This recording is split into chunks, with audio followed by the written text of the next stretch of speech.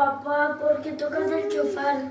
¿Sabes por qué tocamos el chofar, hijo? ¿Por qué? Cuando lo tocamos, estamos invocando el nombre de nuestro Señor.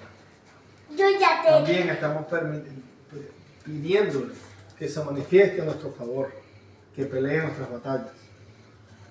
¿Entendiste? Sí, sí. Qué bueno.